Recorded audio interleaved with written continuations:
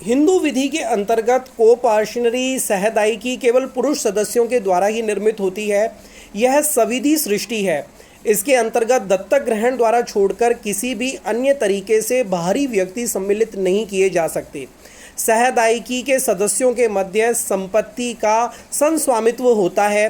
किसी एक सदस्य की मृत्यु हो जाने पर सहदायिकी संपत्ति में उसका अंश उसके दायादों को न्यागत नहीं होता, वरन सहदायिकी के उत्तरजीवी अन्य सदस्यों को उत्तरजीविता के सिद्धांत के अनुसार न्यागत होता है। सहदायिकी का कोई सदस्य सहदायिकी संपत्ति में अपने अंश को इच्छा पत्र के द्वारा निर्वर्तित नहीं कर सकता था। हिंदू उत्तराधिकार अधिनियम 1956 की धारा 30 के अनुसार अब मिताक्षरा सहदायिकी का कोई भी सहदायिक संपत्ति में अपने अंश को इच्छा पत्र, विल या वसीयत के द्वारा निर्वर्तित कर सकता है। मिताक्षरा सहदायिकी में किसी सहदायिक का सहदायिकी संपत्ति में कोई निश्चित अंश नहीं होता।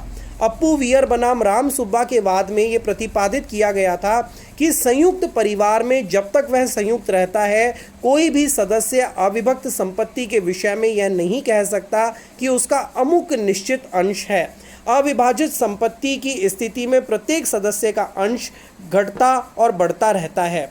सहदायिकी में प्रत्येक सदस्य को यह अधिकार है कि दूसरे सहदायिक को संपत्ति के अन्य संक्रामण से रोका जा सकता है। इसके अतिरिक्त प्रत्येक सदस्य को कोपार्शनरी संपत्ति में विभाजन या बंटवारे कराने का, पार्टीशन कराने का अधिकार प्राप्त है। सहदायिकी का यह रूप दाएं भाग में लागू नहीं होता। वहाँ पिता के जीवन काल में उसके द्वारा धारित संपत्ति, चाहे वो पैतृक हो या स्वार्जित हो, वंशजों को कोई हित नहीं उत्पन्न होता। पिता की मृत्यु के बाद संपत्ति उत्तराधिकार के द्वारा न्यागत हो जाती है। यह मिताक्षरा कोपार्शनरी और दाएं भाग कोपार्शनरी में एक महत्वपूर्ण अंतर है। मिताक्षरा कोपार्शनरी के संबंध में उच्चतम न्यायालय ने स्टेट बैंक ऑफ इंडिया बनाम घमंडी राम के मामले में 1969 में एक महत्वपूर्ण निर्णय दिया, जिसमें न्यायालय के द्वारा निरूपित किया गया कि मिताक्षरा सहदायिकी विधि की प्रक्रिया से उत्पन्न होती है, न कि पक्षकारों के पारस्परिक समझौते से। किंतु जहाँ कोई पुत्र दत्तक ग्रहण में लिया जाता है, वहाँ उस दत्तक ग्रहित पुत्र का सहदायिकी में सम्मिलित किया जाना भले ही पक्षकारों के कृत्य से होता है। मिताक्षरा सहदायिकी में न्यायालय के अनुसार कई विशेषताएं होती है, जैसे समान पूर्वज की पुरुष संतानें 3 पीढ़ी तक सहदायिकी निर्मित करते हैं, जिनको जन्म से ही उसमें अधिकार उत्पन्न हो जाता है। सहदायिकी के इन सदस्यों को अपना अंश मांगने और विभाजन करवाने का अधिकार होता है। जब तक विभाजन नहीं होता, प्रत्येक सदस्य को एक दूसरे के साथ संपूर्ण संपत्ति पर स्वामित्व होता है। सह स्वामित्व के कारण उसका कब्जा तथा संपत्ति के प्रयोग का अधिकार संयुक्त तथा साथ साथ होता है। संपत्ति का अन्य संक्रामण ट्रांजैक्शन तब तक नहीं हो सकता जब तक कि आवश्यकता ना हो तथा अन्य सदस्यों के द्वारा सहमति नहीं दे दी गई हो। किसी सदस्य की मृत्यु हो जाने पर उसका हिस्सा उत्तरजीविता से अन्य पुरुष सदस्यों में न्यागत हो जाता है। तो एक मिताक्षरा सहदायिकी के कुछ महत्वपूर्ण लक्षण हैं, कुछ विशेषताएं हैं। उनमें पहला है स्वामित्व की इकाई। मिताक्षरा कोपार्शनरी का विशिष्ट लक्षण स्वामित्व की इकाई है।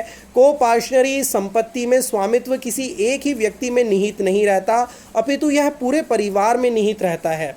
सहदायिकी के समस्त सदस्यों का संपूर्ण संपत्ति पर हक रहता है।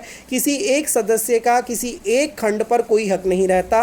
अतः जब तक सदस्य गण अविभाजित हैं, यह प्रस्ताव नहीं कर सकते कि अविभाजित तथा संयुक्त संपत्ति में उनका एक निश्चित अंश है। दूसरी जो विशेषता है वो है अंशों की अनिर्धारणीयता। सहदायिकी के सदस्य का संयुक्त संपत्ति में अंश परिवर्तनशील होता है, क्योंकि वह परिवार के सदस्यों की मृत्यु तथा जन्म से बढ़ता और घटता रहता है। किसी नए सदस्य के जन्म से अंश कम हो जाता है एवं किसी सदस्य की मृत्यु से अंश बढ़ जाता है। अतः केवल विभाजन के बाद से ही अंश को निश्चित किया जा सकता है। अतः एक हिंदू अविभक्त परिवार में जब तक सदस्य अविभाजित रहते हैं, पुश्तैनी संपत्ति के बारे में उनमें से कोई ये नहीं कह सकता कि उसका उसमें एक निश्चित अंश है। तीसरी जो विशेषता है वो है हक की सामूहिकता, कम्युनिटी ऑफ इंटरेस्ट। की कोपार्शनरी के इस लक्षण से यह स्पष्ट होता है कि सहदायिकी संपत्ति में किसी सदस्य का कोई विशेष हक नहीं होता। तथा न वह उसमें एकाधिकार कब्जा रखता है। प्रीवी काउंसिल के न्यायाधीशों ने भी यह ठीक ही कहा था कि परिवार के सभी सदस्यों में हक की सामूहिकता, कम्युनिटी ऑफ इंटरेस्ट तथा स्वामित्व की इकाई संयुक्त परिवार की एक विशेषता है। मिताक्षरा कोपार्शनरी की जो चौथी विशेषता है वो स्त्रियों का अपवर्जन था। 2005 से पूर्व मिताक्षरा विधि के अंतर्गत कोई भी स्त्री कोपार्शनर सहदायिक नहीं हो सकती थी। यहाँ तक कि एक पत्नी जो भरण पोषण की अधिकारी है, पति की संपत्ति में केवल भरण पोषण का ही अधिकार रखती है, परंतु उसमें सहदायिक नहीं हो सकती थी। इसलिए किसी स्त्री सदस्य को संयुक्त परिवार में विभाजन का दावा करने का अधिकार नहीं था। कोई विधवा सहदायिक नहीं हो सकती थी, अतः संयुक्त हिंदू परिवार की वह कर्ता भी नहीं हो सकती थी। इसलिए उसके द्वारा संयुक्त परिवार की किसी संपत्ति का अन्य संक्रमण उसके अपने पुत्रों अथवा पुत्रियों पर बाध्यकारी नहीं हो सकता था। उसका अपना जो भी अंश है उस अंश तक वो अन्य संक्रमण कर सकती थी जो स्वयं उसके ऊपर ही बाध्यकारी होता है। मिताक्षरा सहदायिकी का जो एक पांचवा लक्षण है वो है उत्तरजीविता से न्यागमन। कोपार्शनरी का ये एक महत्वपूर्ण लक्षण है कि इसमें किसी पुरुष संतान के जन्म लेने मात्र से सदस्यता प्राप्त हो जाती है। इसमें किसी सहदायिक की मृत्यु हो जाने पर सहदायिकी संपत्ति में दायादों का हक उत्तराधिकार से नहीं वरन उत्तरजीविता से न्यागत होता है। जब मृत सहदायिक अपने पीछे पुरुष संतानों को छोड़ता है तो वो विभाजन के समय उसके हक का प्रतिनिधित्व करते हैं। सहदायिकी के समस्त सदस्यों को संयुक्त परिवार के अन्य सदस्यों के साथ साथ भरण पोषण का आजन्म अधिकार प्राप्त होता है। यह अधिकार तब तक कायम रहता है जब तक परिवार में सहदायिकी कोपार्शनरी की स्थिति बनी रहती है। विभाजन हो जाने के बाद भी जिन पुरुष सदस्यों को किसी कारणवश कोई हिस्सा नहीं मिल रहा होता, भरण पोषण का अधिकार बना रहता है। विभाजन के समय इसके लिए भरण पोषण का प्रावधान आवश्यक रूप से किया जाता है। हिंदू विधि के अंतर्गत किसी विकृत चित्त अनसाउंड माइंड वाले व्यक्ति को कोपार्शनरी की सदस्यता से वंचित नहीं किया जा सकता।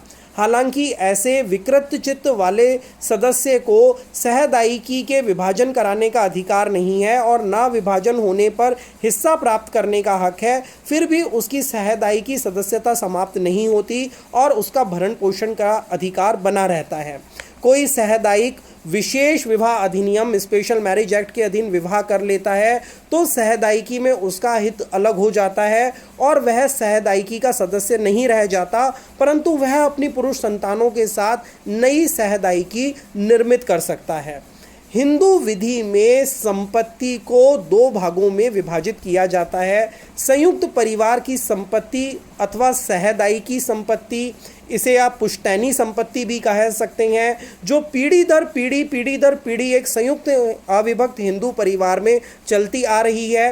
वो उसके संयुक्त हिंदू परिवार के सदस्यों के बीच, कोपार्शनर के बीच सहदायिकी संपत्ति के अनुसार उसका ट्रांजैक्शन होता है। और दूसरी है पृथक संपत्ति अथवा किसी हिंदू की स्व अर्जित संपत्ति।